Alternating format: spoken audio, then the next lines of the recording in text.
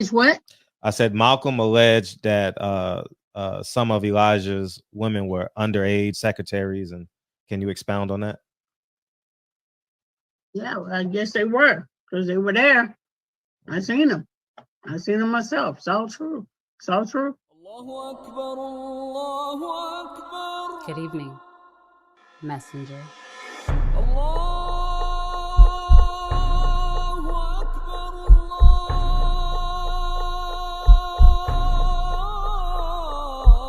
You convinced us that you were the last messenger.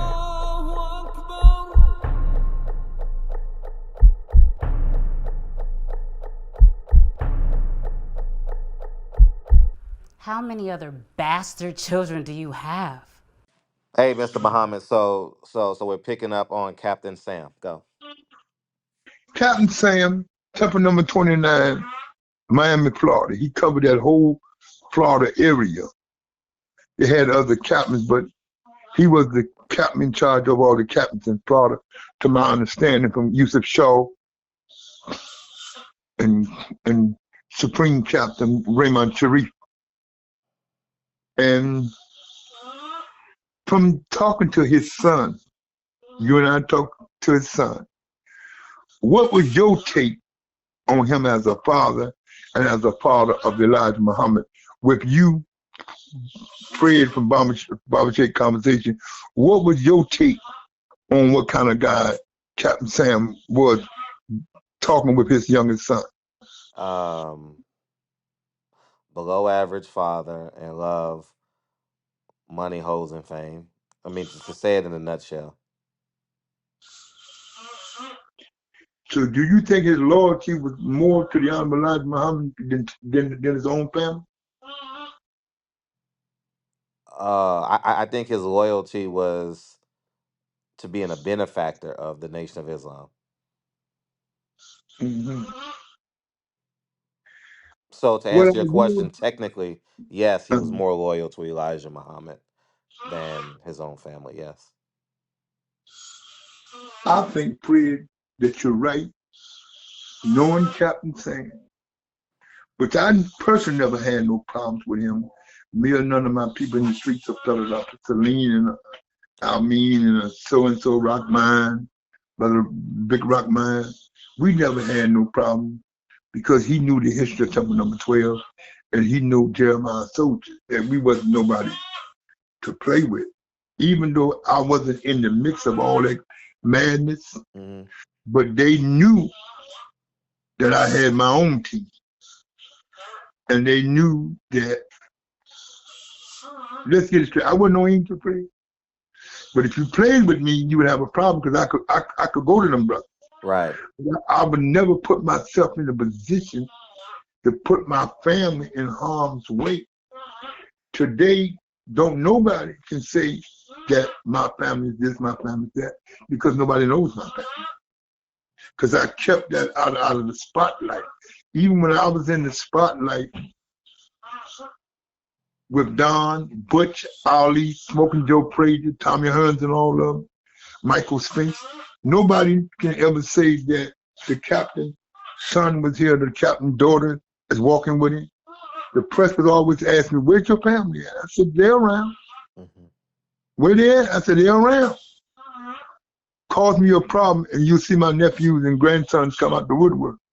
So that's why they stopped asking me, because nobody never knew who my family was.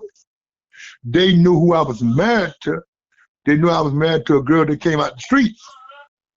But they never knew her per se.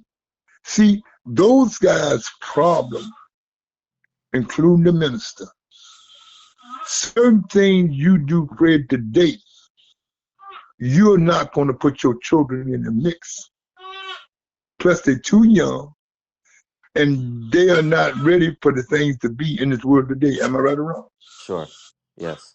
So when you look at it, see, Fred, I watched that tape last night before I called you, and I watched the credits this morning.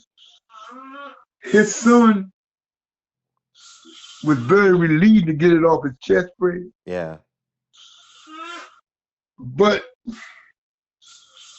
he didn't know where to go from there. because a lot of brothers in Atlanta criticized him. They criticized him. They stepped to him. But why did you think, Fred, why do you think they didn't step to me?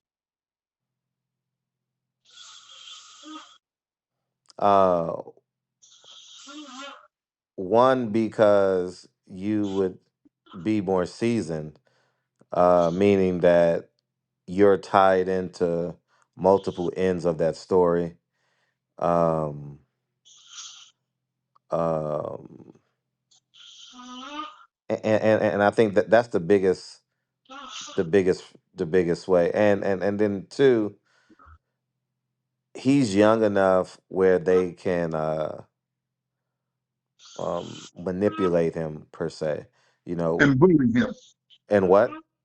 And and bully him. Oh yeah, yeah, yes. Okay, now before we continue, people are gonna know Captain Sam. Did you spend a lot of because I need to build your relationship so you have credibility. Did you spend a lot of time with Captain Sam? Did you know him? Did you talk to him on the phone? Listen, I knew Captain Sam. All my trips to Florida, all my trips down to the camp, I knew I knew Captain Sam. And I knew the movers and shakers around him. All his lieutenants, quite a few of his lieutenants come out of Philadelphia that moved to Florida for whatever reason. Mhm. Now, did But y'all when go I, to dinner together? Did y'all? at the camp, we would grab some at the Fifth Street Gym when he would come to the Fifth Street Gym. Because I was close to Angelo and his brother. Because you remember Angelo and his brother come out of Philadelphia. They was guineas from Philadelphia. Right, And I knew Angelo. I knew of Angelo, but right. I knew Chris first. Because when I got into boxing, I was taking opponents down to Florida for Chris for them upcoming Cuban fighters he had in the Fifth Street Gym in Miami Beach. Gotcha. I knew Chris Dundee first. Because when we went to Florida, and each every all the brothers had to report to the mosque. I'm in So, town. how I'm many doing years was it. y'all relationship? I knew Captain Sam all the way up until all the way up, up until his death, but I didn't talk to him that much after this. A lot of situations that went down. I didn't. Usually, Shaw would always ask me to talk to the captain. I said, "No, man, I got no reason. We don't do no shows in Florida, in Miami." The last time I saw him, I went down to do a show for Chris Dundee. Mike Akery was working for Don King. He said, "We got a show down there." Hector Camacho was on the show. He spied 8 rounds with this girl. And I was down and I went to the mosque to make prayer. That's the last time I saw him. That was in the mid 80s. Mm. That's the last time I saw him face up when I was down in Florida and Miami for a show with Chris Dundee before he passed. Okay. But he really wasn't, he was a guy that I respected, but he wasn't a guy that I loved and a guy that I had love for because of my loyalty. I was respectful to him because of Minister Jeremiah. Gotcha. Gotcha. So to say trust him, never. Because I knew the mix we just talked about was there. Right. But let me put this on record, Fred, so people understand my perception. I'm not hating on the captain. Sure, may Allah reward in paradise. But when the imam came in and changed everything, took us to the Sunnah, brothers had to earn respect. It wasn't given to you because you was the captain. You heard me say it before on the Davis and Jason Cross. Sam was a damn fool. But now that we on the Sunnah, whatever he did, he did. But we was blinded. See, we had love for any of those that was in authority at that time. But they respected us and we respected them. The love was there. But a lot of them ministers smiling in Jeremiah's face. They didn't love Jeremiah. Sam, Yusuf, Sean, all of them were together. But them guys was in their own world doing their own thing. Right. But what I will say, Fred, his son's a good kid, man. He just don't know. And for them brothers to talk crazy to him, Fred, them fools didn't say nothing to me. And you just said, I'm too seasoned and I'm too tight to the street. And I got more power in the streets today than them guys ever had. But I don't use that. That's not the right way to go. I'm trying to get to the hereafter. So I would say you said it, you meant it, and you stand on it. The backlash that his son got, did his son tell you about the backlash he got, Fred? Yeah. We spoke briefly, and I was in the middle of moving. The what was it? I was in the middle of transitioning something, and so I would love to do a part two. I don't have his number in my new phone, so so if he hears us, I would love to do a part two with him. I just don't have his number to contact him. You know, Fred, who put you in touch with the little brother from the beginning? my videos. He reached out. Oh, I'm glad you said that. I have his email. Boom. I'm glad you said that. I have his email. I can contact him through email. Thank Yes. you. And you make sure the brother get hold of me, man.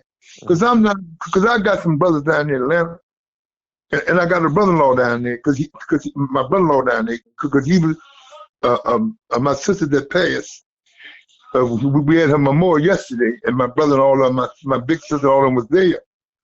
And I said that to him. I said, I need you to make some moves for me. He said, brother-in-law, I got some Sergeant soldiers, some grandsons that come from your era. That's okay. Because I was thinking about the brother, man. Because when he told me, Fred, how they came at him, man, I said, man, I got to use all my strength. I can't let it happen to this kid. This kid been buried down with this for over 40 years, man. Right. This is Fred. I saw when you interviewed him, all the hurt and wind came out of him, man. Right. And then had to deal with them fools in the mosque standing, saying he should have left it alone. You don't know, man. And I don't know. He said it wasn't so much the imam. He said it was a lot of the old soldiers that had loyalty for his father. See, old motherfuckers that's still with Farrakhan, they think you ain't supposed to say nothing about nothing. Now, he told me that from the way he said it, Fred, the way he worded it, I don't really know, but the way he said it is to me that his niece and nephew was a man at him. His But niece his and sister, nephew